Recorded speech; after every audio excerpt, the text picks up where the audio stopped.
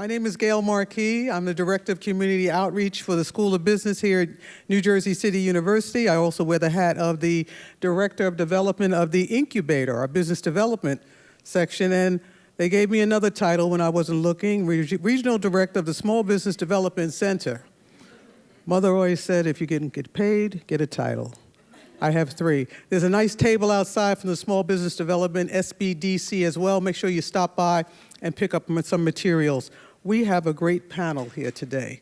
I'm going to try to do less talking and make sure we hear from these wonderful panelists. And I encourage you to write down your questions, be ready to ask questions, because if you saw our keynote speaker yesterday, Katty Kay from the BBC America, she said, get into the program, lean in, get your name in the meeting minutes. You will not do that if you're on the sidelines. And I know I often see these panels end and a huge rush of women coming to ask their question.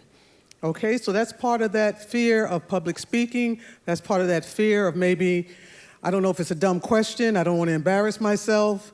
So embarrass yourself. This is the room to do it. This is the place to shed those fears. Nothing leaves here. Well, a little bit leaves here. There's always YouTube, but nothing really cataclysmic leaves here. So no questions at the back of the room. Ask your questions here. I'm going to start off with the introductions of our great panel. This is a panel on entrepreneurship, economic opportunity, and to grow your individual businesses. Right here is Michele Brown, the president and CEO of Choose New Jersey. It's an independently owned, funded, and operated 5013C whose mission is to encourage and nurture economic growth throughout the Garden State with a focus on our urban centers. Choose New Jersey is a member of the PFA, the Partnership for Action, a 4-pronged public-private approach to economic development that serves as a starting point for all initiatives, policies, and efforts here in the Garden State. Please join me in welcoming Michele Brown. And next to her in the center in green is Alfa Demmellash. You might know Alfa. She's here in the community of Jersey City. She's co-founder of Rising Tide Capital, sometimes referred to as RTC, Rising Tide Capital. The organization was founded in 2004 to empower underserved urban entrepreneurs in northern New Jersey and to grow businesses. RTC's signature program is the nationally recognized Community Business Academy, CBA, an interactive business training program coupled with year-round counseling and management support. She is born and raised in Ethiopia. Alfa came here when she was 12 years old, attended Harvard University, and graduated cum laude. She has been named one of the young global leaders by the World Economic Forum. Again, please join me in welcoming Alfa Demmellash. And finally, they're all winners here. These are powerful ladies. Michele Siekerka, Esquire, at the very end. Michele is president and CEO of the New Jersey Business Industry Association. You've seen NJBIA. Those are the initials of her organization. She became the 11th president of the New Jersey Business and Industry Association in October of 2014. But prior to that, she was with the New Jersey Department of Environmental Protection, the DEP, where she served as deputy commissioner. Prior to the DEP, Michele also served as the Assistant Commissioner for Water Resource Management here in New Jersey, and she was a principal player in Governor Chris Christie's charge in rebuilding New Jersey in the wake of Superstorm Hurricane Sandy. Michele is responsible for coordinating funding, outreach, and resources for the rebuild of New Jersey's infrastructure. She has an extensive background of service to the Garden State. And please join me in welcoming Michele Siekerka. Thank you, Michele. As you can see, we have a dynamic panel here, open for questions later on. But let's start the conversation up. I want to toss it to Michele Brown. We have 2 Michelles. I just want to hear more about her organization, Choose New Jersey, as well as some of the urban centers that she works with, some of the pitfalls, as well as the opportunities for the urban centers that you work with. Thank you, and good morning, everyone. As Gail said, I run an organization called Choose New Jersey. We're part of the state's economic development team. We are a privately funded organization that is the outward-facing organization to the world for business attraction and marketing and communications.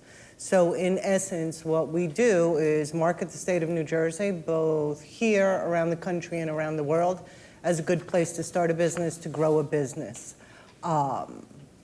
Before I was there, I was with the state's Economic Development Authority.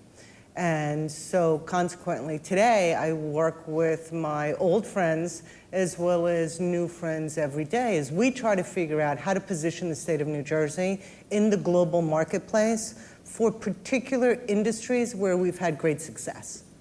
One of the top priorities for us over the past several years, both at Choose and when I was at EDA, is figuring out how we attract business to our urban centers.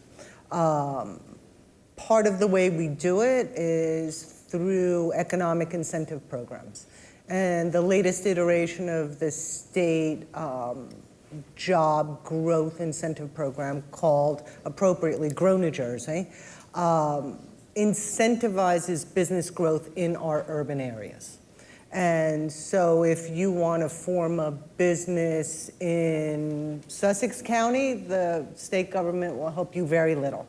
If you want to open a business in Jersey City or Paterson or Passaic, in Newark or Trenton or Atlantic City or Camden, the state will help you a lot. And that's because that's where we want our businesses to grow. That's where our workforce is. That's where we need the state to expend its resources. That's where we have the talent. And so not only do we work with companies every day trying to make location decisions, and especially important when it comes to international companies that know absolutely nothing about New Jersey, which is why I always bring a map that has New York and Philadelphia on it and say, see, we're in the juicy middle. And if you fly into Newark International Airport, you're already here. It helps us that we have extraordinary resources in our state, starting and usually ending with the fact that we have one of the most talented workforces in the nation. That is especially true in our urban areas, and so we have been able to attract extraordinary companies to New Jersey in our urban areas. One of the other ways that we do that is to work with all kinds of people who have incubators and accelerators and have funding at every stage in a company's life. And when we do our job really well, we work with economic development people at the county level, at the city level. We work with chambers of commerce all over the state. And what's really struck me over the course of the last 2 years that I've been at Choose is just how many organizations are out there that have similar missions that can collaborate together for the greater good. Excellent. And I'm going to ask Alfa pretty much a similar question, if you can tell us more about your organization, Rising Tide Capital, and in particular, the Community Business Academy that you run. I know many of your clients that you have worked with have ended up at our New Jersey School of Business, at our incubator as well. So there's a little bit of a sisterhood that we have there. If you could tell us more about the Rising Tide and how the Rising Tide Capital works. Sure, absolutely. Thank you so much for having me. Thank you, Daryl, for organizing this whole amazing gathering of women and my fellow panelists. So Rising Tide Capital was started in Jersey City on a premise that is really driven by what you see from right here across the river. There is this rising tide of opportunity that is very visible. We see the cranes up throughout Jersey City, downtown, the waterfront. And my co-founder and I, so I chose New Jersey. I was, I was not born in this state nor raised in it, but my co-founder was raised here, Alex Forrester. And when we graduated from college and we came to New Jersey, his parents really said, look around at the state and look at all of this opportunity. There is a rising tide.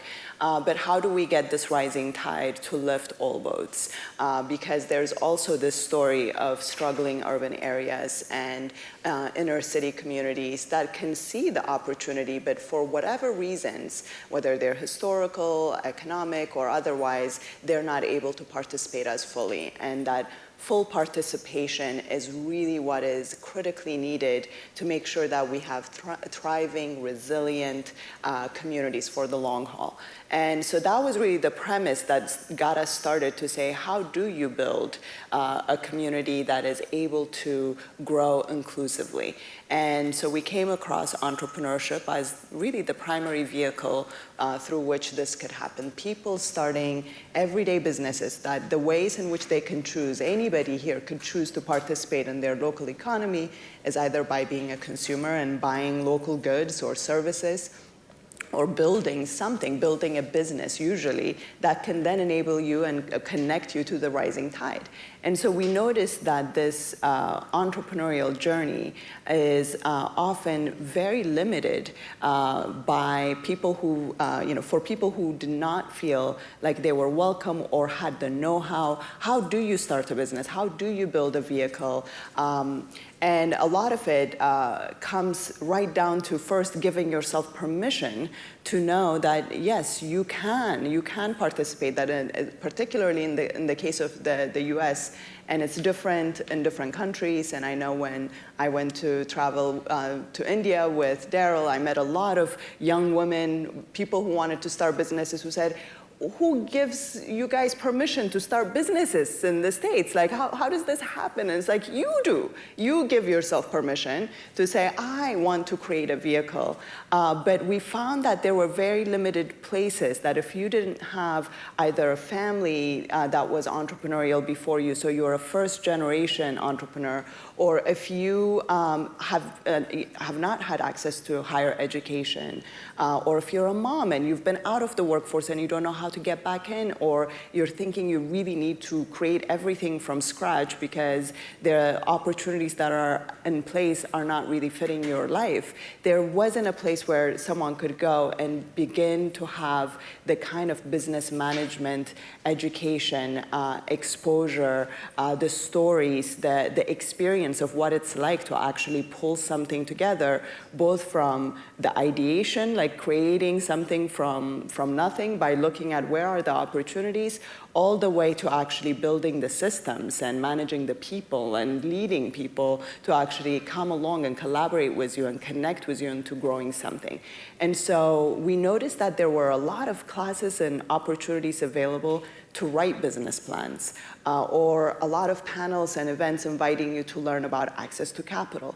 But we felt that both of those were a little bit further along than where many people were finding themselves in, where they wanted somebody to come along on the journey of vetting your idea and actually like helping you construct it and understanding what it's like to take a product or a service into a marketplace and pilot it and try it out without going full in. So that's what the Community Business Academy does. It was supposed to be a much shorter program, then it grew to be a 12-week program. It's highly experiential, so it brings people from different backgrounds together.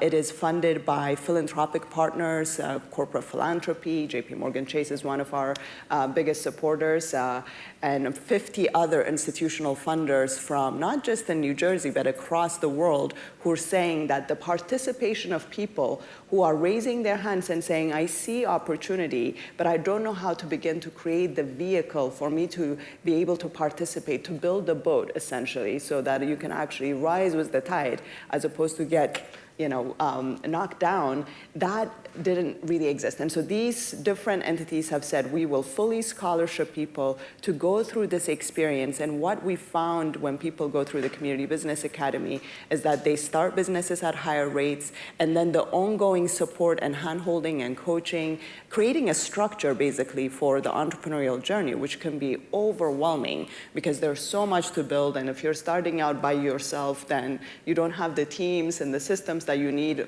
right from the get-go. And so building an environment around you that is structured, that is fanning you on, that lets you know that it's okay to fail in a safe space where it's actually a learning experience. And so that ongoing support, so we find the businesses that get created, and we have on average, every 3 days, a new business is being formed at Rising Tide Capital. In Jersey City. In Jersey City and in 5 inner cities in northern New Jersey, in Spanish and English.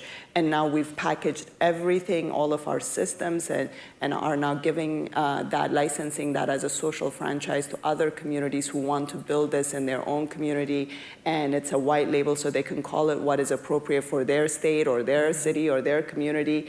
But New Jersey and northern New Jersey in particular is the innovation lab, because we firmly believe our Rising Tide Capital, and we'll get to talk about this, I'm sure, as we go forward, we are at a different age. The times are changing. The entrepreneurial journey is not as something that's just limited to a very tiny percentage. It's a much more widely shared aspiration.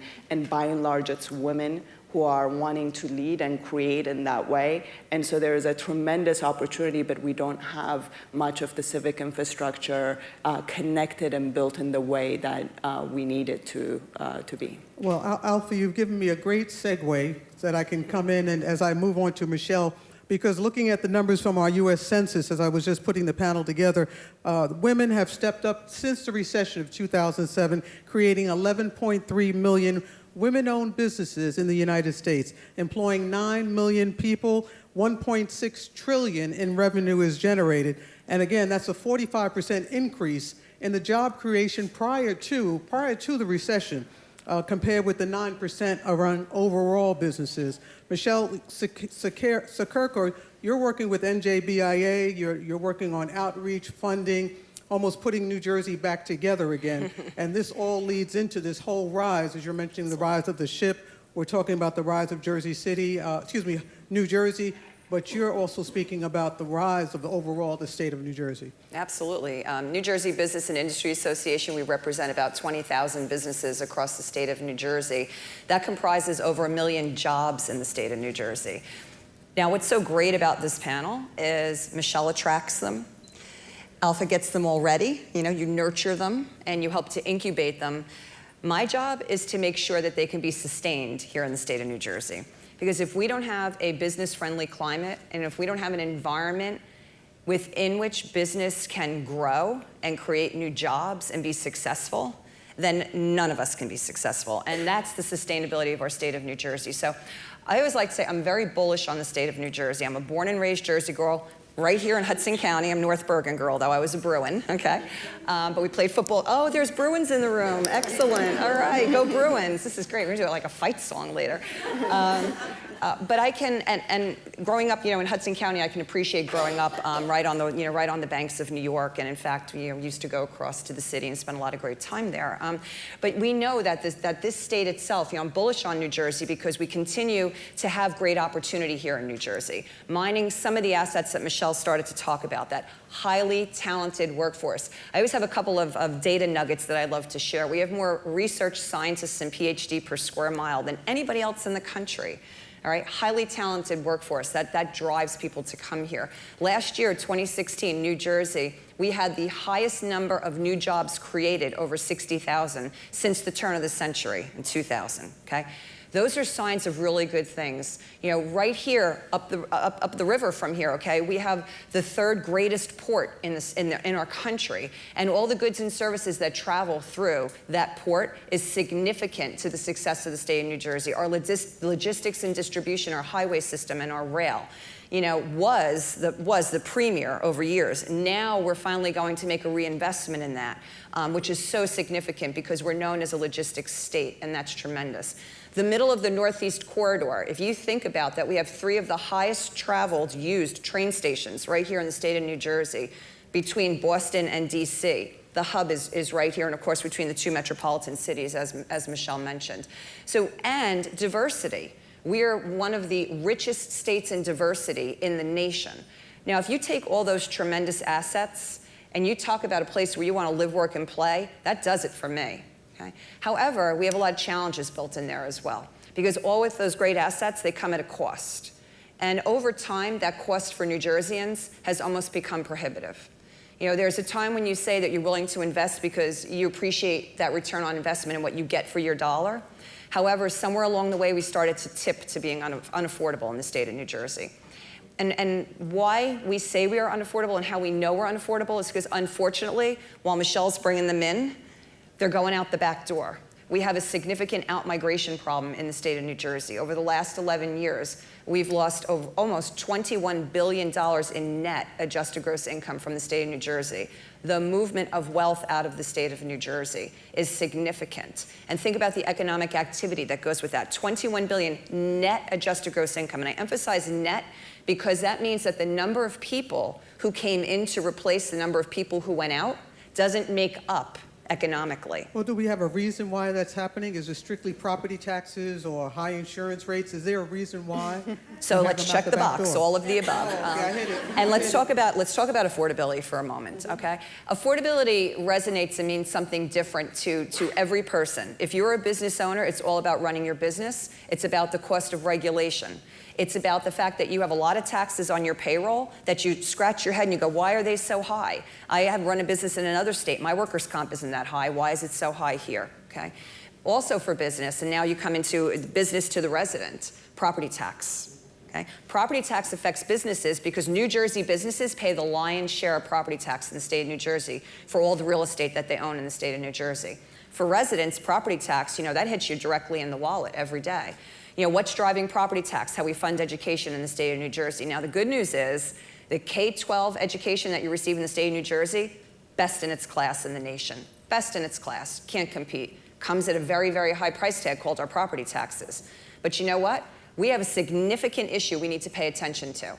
Because when we educate those kids at the cost of $19,000 per pupil per year times 13 years, and when they graduate from high school and they're going on to traditional 4-year higher education, over 56% of them are not doing it in the state of New Jersey. That should be a red flag to us. Huge investment.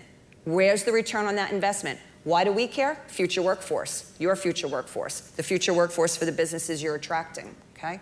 So we have some millennial statistics that are really startling in the state of New Jersey. The highest moving population of people choosing to live somewhere else in the country are the millennials out-migrating from New Jersey. They are the #1 out-migration group from the state of New Jersey, 18 to 34, and they rank #1 in the nation in terms of that movement, okay? That's driven by affordability. Okay, right behind them, senior citizens. We'll talk about that in a minute. Okay, the other millennial statistic is that we're also #1 in the nation for millennials living home with their parents. Affordability. Everything I just said drives to affordability, okay? Just connect the dots and we see we have an issue that needs our attention right now, and we're spending a lot of time on that at BIA. You know, where are people going when they leave the state of New Jersey, which goes back to why are they leaving? #1 and #2 out-migration state from the state of New Jersey are our two borders. #1, Pennsylvania, #2, New York. Now, when we are not competitive with New York, we gotta really stop and think about that. Right? Why are people leaving to go to those two states? Because the taxes are more favorable to individuals and businesses in those two states. Florida is #3. Okay, #3. Everybody says, oh, senior citizen retiring, I'm going to Florida. Look, we can't compete on the weather, right? We don't have sunshine 12 months a year. And we really can't compete on the taxes, nor should we try to compete with Florida. Because look how dense we are and where we are. And look at where Florida is. We can't do that. But come on, folks, if we can't compete with Pennsylvania and New York in our own region, and we allow our residents to walk with their feet right across those borders and choose to do so because they could still be close to all the great things New Jersey has to offer, especially their family who's probably still here. Especially their families who are still here, that's right. And sometimes their alma maters as well. Exactly, exactly. So these are the things we need to pay attention to in the state of New Jersey. And my job and my team at BIA is to ensure that we can cultivate that right climate to keep our businesses and the people who buy the services and goods for those businesses, which is our residents. And Michele, I have two Michelles, remember. Michele, how is the four-pronged approach of the public-private network, how is that helping to keep the jobs here as well as to grow and start jobs? Because overall, we're looking at great numbers of women-owned businesses across the board, but not feeling like it's happening and staying here in New Jersey. Sure. The organization I run is one of 4 partners, all the collective all geared towards economic development in the state. So Choose New Jersey was formed in 2010. It's completely privately funded, based on the realization that we didn't have anybody advocating for the state of New Jersey to the outside world.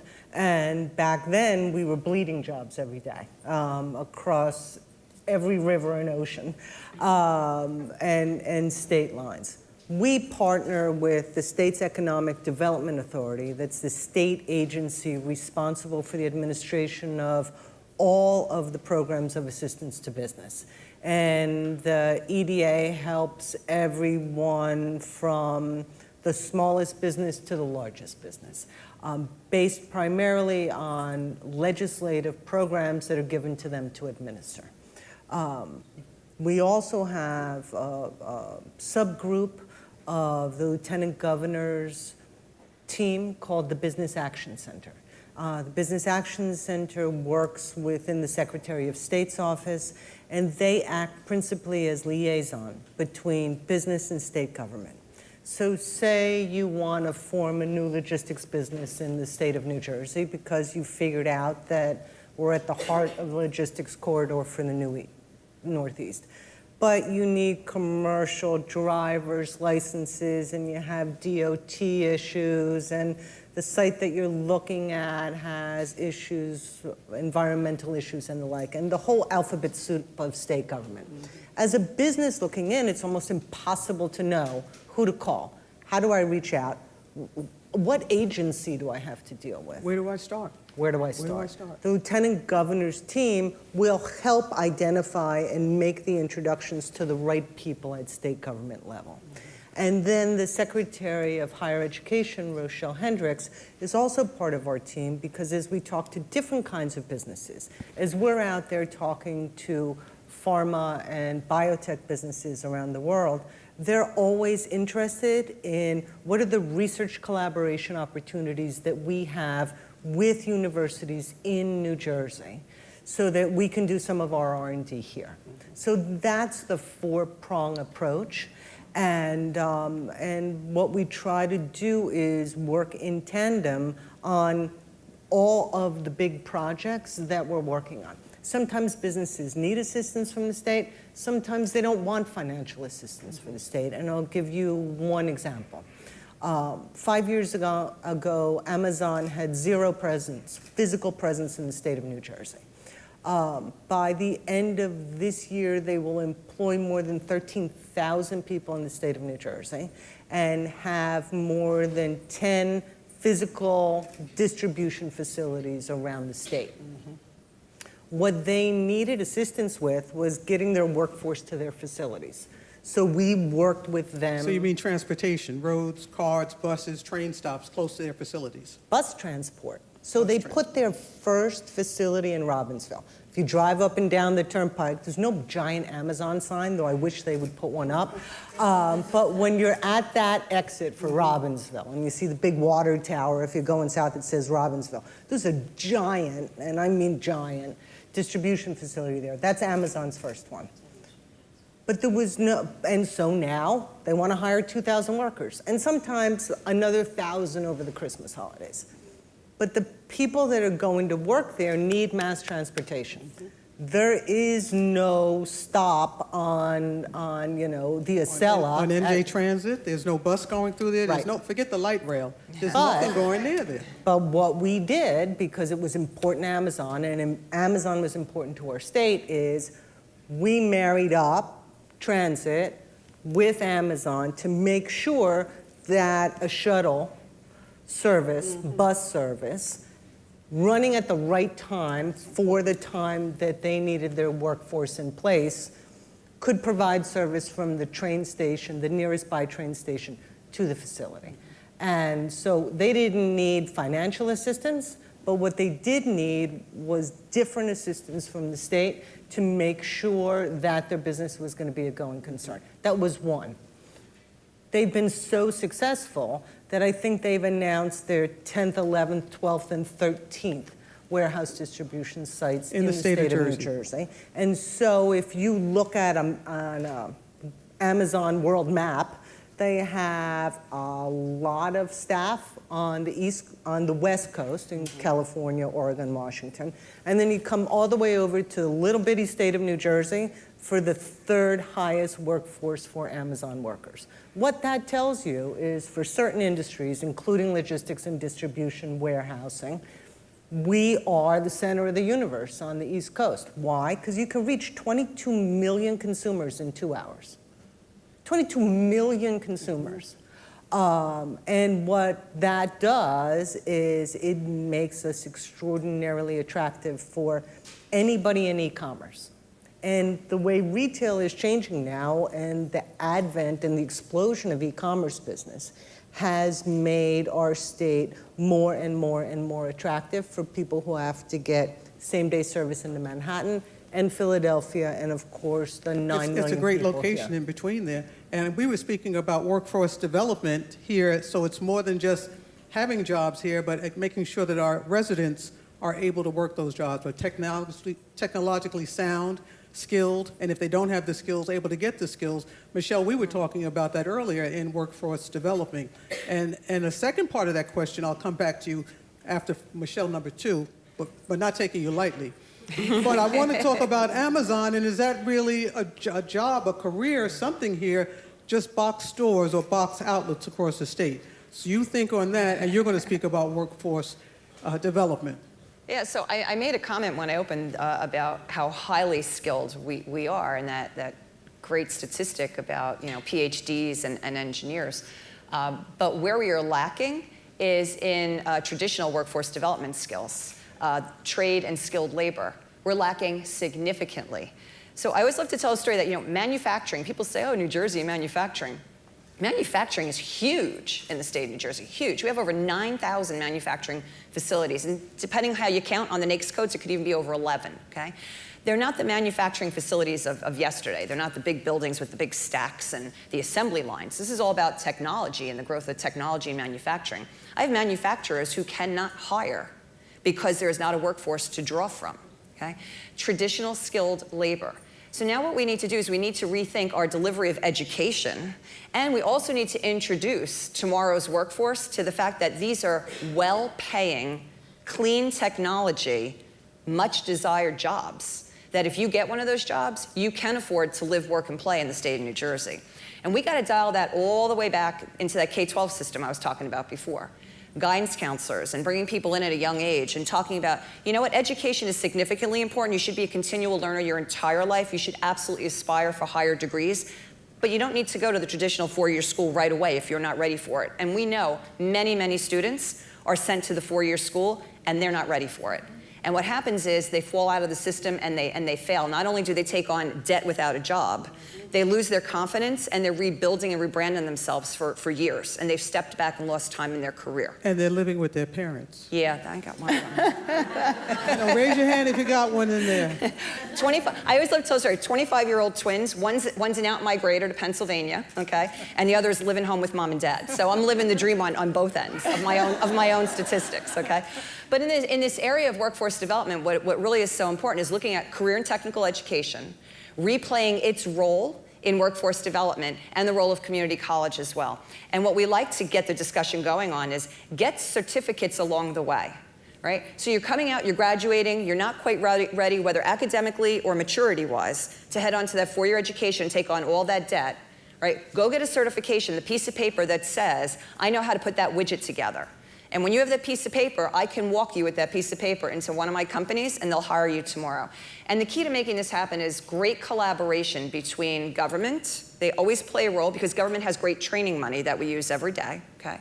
Most important though, is academic and business partnership. So that manufacturing example I used a few minutes ago, we literally will take the owners of our manufacturing companies, walk them to the community college, connect them with the academic providers, have them write the curriculum together for the 1-year certification program. Students come through, they're trained at the school, and now they walk right into the job at my company. That is great workforce development. But what we are lacking in that whole space, in that whole area, and we need to really pay attention on how we deliver education for the individuality of every student coming out now. That's an excellent point. But Alpha, I don't want to leave you out because you're working with entrepreneurs growing business, and Michele is saying that they need a workforce. How can an entrepreneur tap into that? How can an entrepreneur tap into the fact that there are 15 Amazon distribution centers across the state of New Jersey? They need jobs, they need transportation, they need housing, they need all of the services, the dry cleaners, the laundromats, the shopping stores, everything else underneath it. How can entrepreneurs tap into that? Absolutely, and I think many of our entrepreneurs are tapping into that. Many of the entrepreneurs that we see are coming not only just from watching Shark Tank or taking a walk on the river and being like, there are cranes in the sky, I want to start a business. They're really coming at it as problem solvers. So they're seeing that need or a demand, whether it's for transportation or for healthy living or for more access to a particular kind of good or service, and they're thinking, how can I provide this? So many of them are responding to the demand that they see. You also have parallel to kind of the trends that have been described already is this huge growth in the sharing economy. And Gail, you started alluding to it. Okay, we've got all of these workers at Amazon. Are they sustainable in this state? Can they afford to live in this state? And many are saying, no, they can't. They can't afford to live in this state for $14 an hour. And so there's been a whole lot made around kind of the minimum wage battles and into a living wage. But beyond the wage argument is, really, what does it take to be able for a family to provide for their kids and be able to grow wealth and assets that they can leverage for future sustainability, future resilience, to have the 401k, to have all of the traditional safety nets that we've taken for granted. But all of those are up for grabs in the world that we're living in. And there's many more freelancers and many more who are in this sharing economy, who are task rabbits and so on and so forth. And so there's a lot of insecurity amongst those who are in the labor force right now. And many are therefore turning to entrepreneurship as a way of building wealth, and they have to start somewhere, as a way of increasing their income on a daily, on an immediate basis. And so they're turning to opportunity and turning to figuring out what could my role be in solving this problem that I'm seeing, leveraging the technologies that are available to be able to get myself and my family onto surer footing. And that's really where you see a lot of the demand for rising tide services, for entrepreneurial support services. It's mainly a lot of people who are working. 70% of the people who come to us are working in some kind of a job while trying to start a business on the nights, on the weekends, or whatever downtimes that they have. And I think that's very important to pay attention to. Also, to your point around Amazon, again, not to pick on them, because they're actually creating jobs, but the trend is otherwise, particularly by the tech sector, right? Which is there is tremendous innovation around automation that is happening. So while we have all of these warehouses and while we have Amazon who is creating jobs, the vast majority of companies, because they have investors, because these technologies do exist, are automating. They're automating their warehouses, they're automating them in fearsome ways. One of our dear supporters and funding partners shared with me confidentially, hey, we've automated the warehouses such that no human can actually go and grab that product and send it, if something malfunctions. And so there is this massive shift that's happening. So if Amazon finds a way in which it doesn't have to hire those 13,000 people anymore, the savings are huge enough that they would consider not hiring those people. And this is not about blame, but a reality that is huge. And so what is our state? And this is why I love women and women's leadership, because we tend to be very practical about such things, rather than just say, well, we're just going to keep digging this little hole over here and hope that thing doesn't come. we know it's coming. It's coming. And so what we have to do is get really practical. So what does it mean to build resilience? What does it mean to make sure that the thousands upon thousands of employees who may be displaced know what to do when they have that time off, but not the money to go with it? And they still have that millennial tinkering in their, and they can't afford their taxes. What is the response on the policy realm? What is the response on the business side? How are we talking to our businesses and the business leaders and our investor community to say, hey, actually, we love all this innovation and we're a state for innovation. But innovation cannot be disconnected from the greater good, from human well-being. That innovation that is disconnected from human well-being is the very definition of madness. And we don't want to be in madness. We want to be well together. We want to grow together. We want to maximize participation. And so how is your business employing policies or exercising leadership to make sure that there is stability in households, that businesses can start, businesses can consume your goods, and as well as consumers can consume your goods, because they do have jobs that can enable them to build in a stable way. And also contribute to them. And getting back to you, Michele, and speaking to you about the Amazon boxes that are popping up, almost up to 15 distribution centers across the state, which is great. But has Amazon taken a look to where they can pair up with entrepreneurs and bring other services in? We mentioned about the shuttle service, so that's one business there that might have been created. Are there other ways that some of these companies are coming in, huge companies, and still using our workforce, as opposed to maybe going to another state and busing them in or going someplace else? I'll tell you that principally, let me give you some statistics. Over the course of the last 6 years, projects that the economic development team worked on in the state of New Jersey now are up over 600. Of those 600, we're looking at about $12 billion in private capital investment, and thousands and thousands and thousands of jobs. Where they get their workforce from typically is from this area, because that's why they're moving here. We talked a little bit about logistics and distribution, and we all understand that they start as entry-level jobs, but the last warehouse facility that I went to see in Carlstad, that is the most automated one they have in the country, the guy who's running the entire thing started off as a picker on the line. Mm-hmm. So there's certainly room for upward mobility there, and not that long ago. Mm-hmm.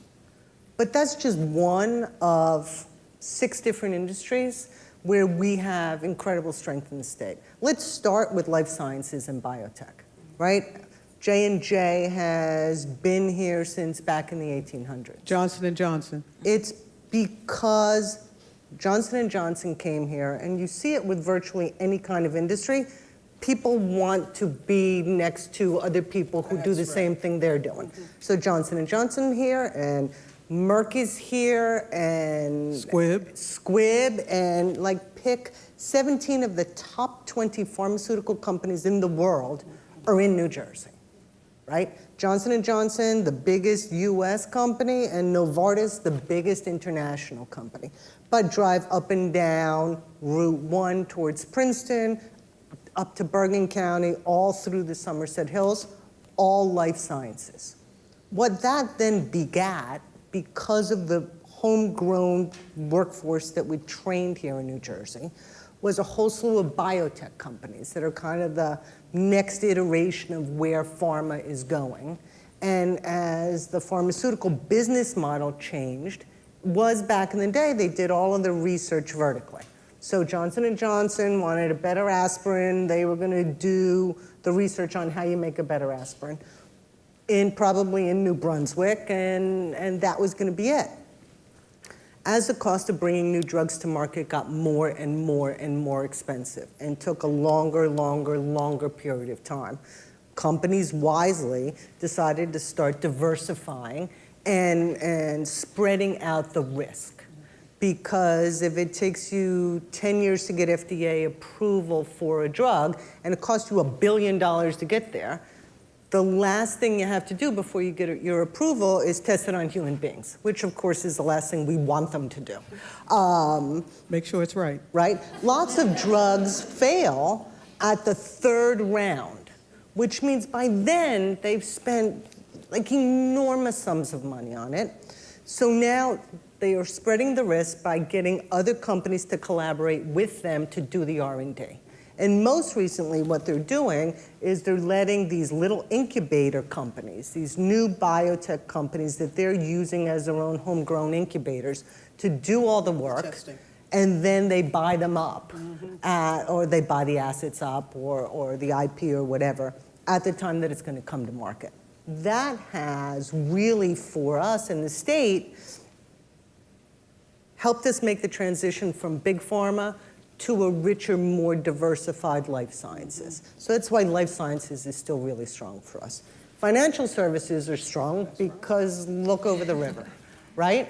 We look right down the street Yeah. to Goldman Sachs, Sure. working its way all the way up to Fidelity. You have Goldman Sachs, Morgan you Stanley, have Royal JP Bank Morgan of Canada, Chase, JP Morgan Chase is here as well. Royal Bank of Scotland. I could like rattle off 15 of them that we attracted from New York. The more Manhattan, New York prices rise, the more and more attractive Jersey City looks. And so back in the day, they would bring what they used to call back office work to New Jersey. Now they're bringing IT, they're bringing data centers, they're bringing, I think you're always going to keep a Manhattan address, right? The Bank of New York has to have a New York presence. Bristol Myers Squibb has to have a Park Avenue address. But if you're going to have 15,000 workers, all 15,000 don't have to be paying Park Avenue rates. That's right. So financial services has grown dramatically over the course of time. To Michele's point, we get more and more manufacturing moving into the state, and what we're seeing now is a huge influx of food companies. It all goes back to density, diversity, access to consumer bases. And what that's doing is it's permitting a lot of entrepreneurship. It's helping us to attract companies from overseas because we can say, it doesn't matter where you are overseas, what country you come from, you're going to find a happy home in New Jersey. Why? Because there's going to be a community with your same background, with your same palate. And we work hard at helping them along the way. So Rutgers has this great food innovation center where they'll bring in international companies. They will help them adapt the food that they currently make for a US palate. And then they'll help them go through FDA approvals and all the rest of that to then move them into, okay, now how do you brand, market, sell, distribute your product when you're moving into the state? So one thing we have to look forward to with a distribution center like an Amazon is all the auxiliary services that they bring to it. And I think it behooves us as women entrepreneurs to find out what that service is going to be, find out what that niche is, find out what that need is. Looking at some more statistics in and around women businesses, minority-owned businesses, and when I mention minority-owned, it involves people of color, it involves Latinos, it involves Asian Americans as well, Native Americans, and again, the minority firms within the last recession, African American firms are up 1.9 million, employing 375,000 and more. Latina-owned firms are up 1.8 million. This is all since the recession in 2007, employing over 500,000 people. Revenues at $97 billion, and the Asian American community up 922,000 businesses, up 76%. Again, employing almost 1 million, but with revenues almost $2 billion at $170.4 billion. So women are starting to look at their entrepreneurial step right here, and they've had a huge increase just since the recession. I'm going to ask our panel to come up with a few final remarks, but before that, we have microphones on each side. I know you have a question, and I don't want to see you in the back of the room mugging these women when they leave. They want to leave. Get your gumption up, get to the microphone and ask a question. You're up. Hi, good Good morning, everyone. Good morning. My name is Winella Reed, and I'm the Associate Director for Employer Development with Rutgers University. So I just want to comment to your point, Gail, about auxiliary services or support. And as you mentioned, Michele, with Rutgers, we're #1 source for entry-level talent for Rutgers University. And also to you, Michele, #2, you mentioned with regards to graduates and the opportunities that might be available to them.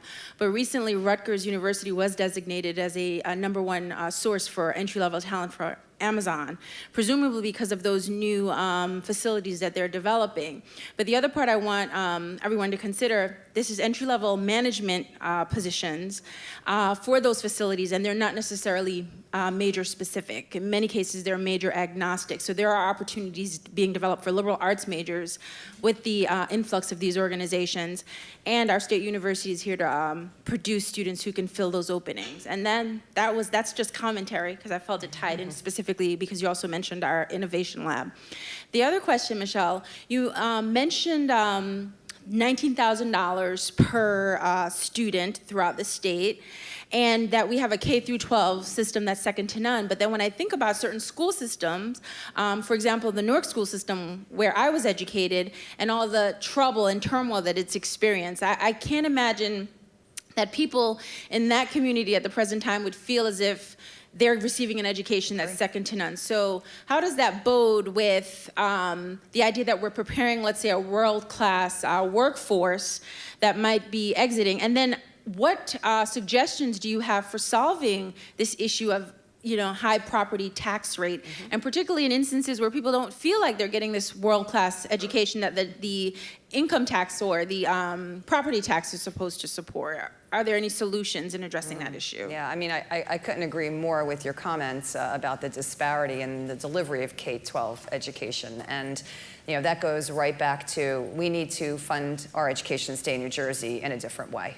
We need to go back to the chalkboard. And look, there have been blue ribbon commissions for 100 million years, right? There have been a lot of really great ideas that have come out of probably every one of those blue ribbon commissions, because no matter who the governor, who the leader, who the policymaker, they pick the best and the brightest to serve on those commissions. And they send them off and they ask them to do a report, and they come back with really good stuff, and then they go, we can't do that. Well, why can't we do that, okay? We must do it. It's no longer a matter of can, it's a must. So right now, the good news is everybody's talking about school funding.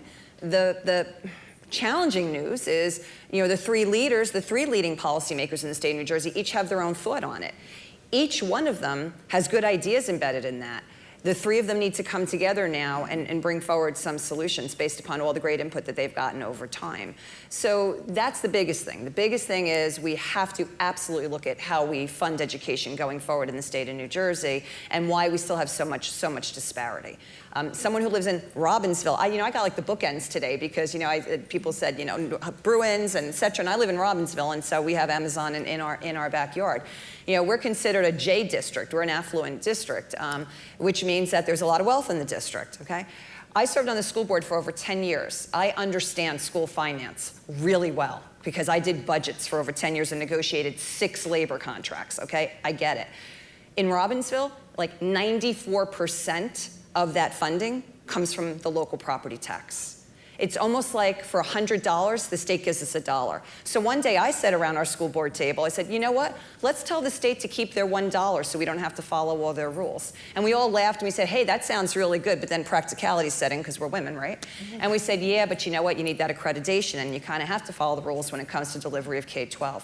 So I can't help but overemphasize the fact that if we don't get school funding right, and really look at how we deliver K-12 education in the state of New Jersey, we never, ever get to the issue of reforming property tax. And then one other piece around property tax is absolutely shared services. And look, we're in a home rule state, and everybody talks about, oh, it's so easy, just get the municipalities to come together. No, that's not easy. And we have to start in our own neighborhoods of saying, do I really demand in Robbinsville my own police force, my own fire department, my own health department, my own high school, my whole own, do I need all of that? Or am I willing to open up and have a bigger sandbox? And I'll just leave you with one last thing, because it's a challenge when districts try to come together. In Robbinsville, before we built a brand new high school that was just for ourselves, right? That wasn't our first decision. our first decision was to join with another community and build a regional school district, or at least a send receive. The one district that came on the dance floor with us to consider the option, if we would have gone forward with them for the first 10 years of funding that high school, Robbinsville residents would have paid 2/3 of the tax because our tax rates were so off. We need policy to correct things like that to help districts come together. My name is Meme Omoba. I couldn't help, but my main question will come later. But over 2 decades ago, I was in higher education policy, and I was assistant chancellor in the system. One of the issues that continues to be a problem is out-migration in higher ed. So when you talk about reforming educational funding, I hope it's the entire spectrum. Because it's not just K through 12. One of the primary reasons that students left the state was because of the lack of affordability in higher education as well. Now, which leads to my main question. Citing those same census statistics, New Jersey is one of the states with the highest disparity. Along with that PhD in everything, I come from Franklin Park, so I have those incubators beside me. I have them as You want to neighbors. get to that question, right? That's right. Get to that question. So the point, though, is you have those bookends, New Jersey's both. We have very highly educated and affluent. And you have on the other spectrum, and property tax valuation skews the wealth distribution, especially when it's used in calculating benefits and all those kinds of things. Now, here's the crux of my question. The Industrial Revolution and everything that has come before then has been responding to societal need. And people put their heads together. Our own unique circumstances, while the world, United States is swirling around about poverty disparity. We are a microcosm. I'm looking for that question. Yes. Because I only had the We are the microcosm. I need the question. So for women, to our point, we are here looking for ways to address that. Alfa touched upon that a little bit. I'm looking for Choose New Jersey and NJBIA on the business spectrum, how you are helping, because the policy drives what you do. Mm-hmm. And as you begin to do that, she wants to know how you're helping. I want to move you along. I got to get Dr. Wanda in. Great way. Thanks, Alfa, for some. I'm sorry to cut you, but I just want to get Dr. Wanda in, and I want you to be able to answer that question richly. How we're helping with income disparity? Yes. Income disparity is solved with education and jobs. And education is driven in the main by state policy and municipal policy. We're all about the jobs because you're never going to solve for income disparity if you can't start in the job market, find a job, keep a job. Even if you're lucky enough to go out of college, you need to get a job when you get out of college. There is a reason why Stevens University is the highest return on investment university in the state of New Jersey. You would think it'd be Princeton, some fancy place, or maybe Rutgers. No. It's Stevens. Why? Because Stevens is training people for the jobs of tomorrow, all of which involve tech. We used to say that technology was one of the areas of strength in the state of New Jersey, but it's impossible to define because technology is now every industry in the state of New Jersey.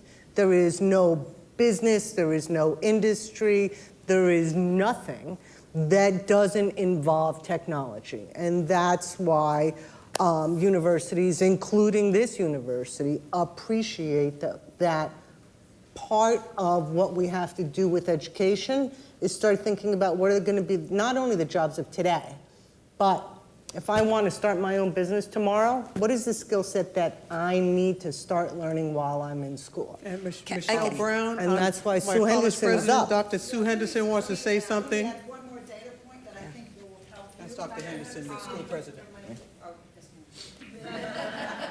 And after Sue, I'd like to add something on workforce development and technology. So there are 4,500 institutions in the country.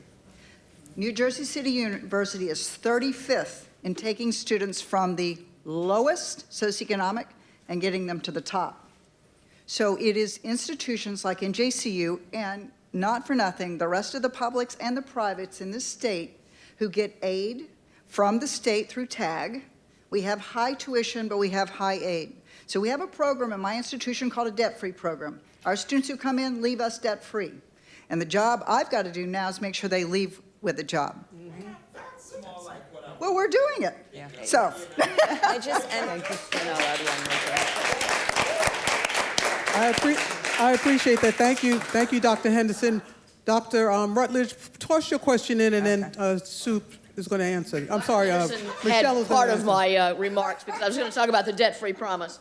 But the other thing is to talk specifically about something you've started to address, which is how can public universities such as ours really bridge that workforce development? You're talking about some community colleges. We have a lot of partnerships with community colleges.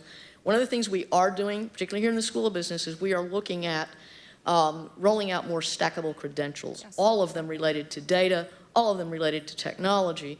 But we think that there's more, whether it's entrepreneurship, whether it's defining ways that we can be like a NICU for developing little firms.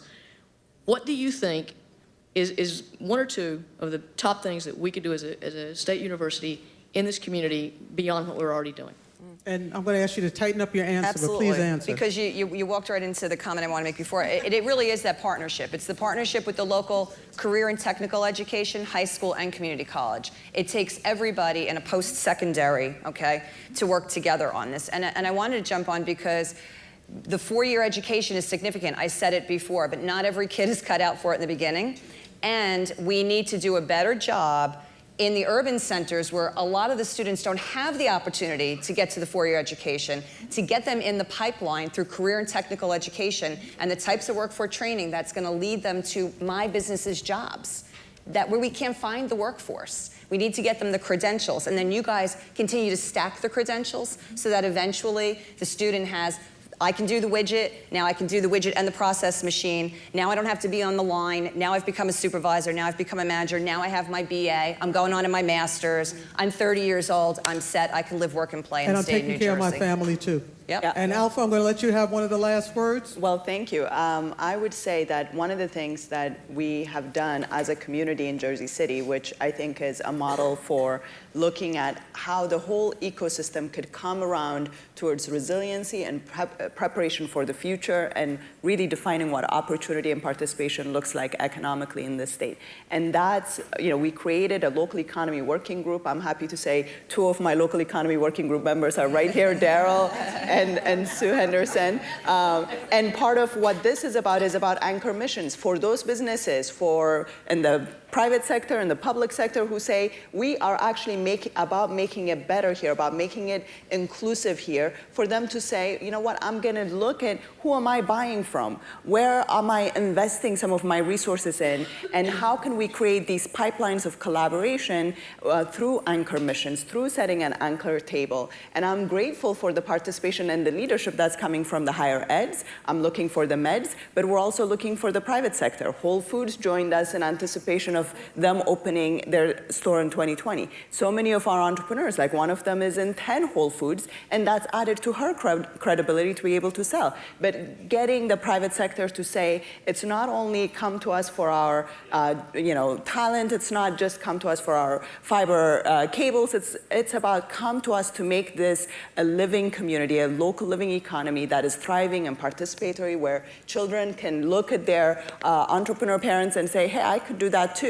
Because that's where the future is. Those children, they don't necessarily, those kids in college, they're not saying, I want to get my degree and become a plumber, because they don't understand that, all of the economic benefits that could come and all of the opportunity. Exactly. But if you say, hey, you get to own your own business and be an entrepreneur in the plumbing and trades and the construction trades, it's a whole different value proposition.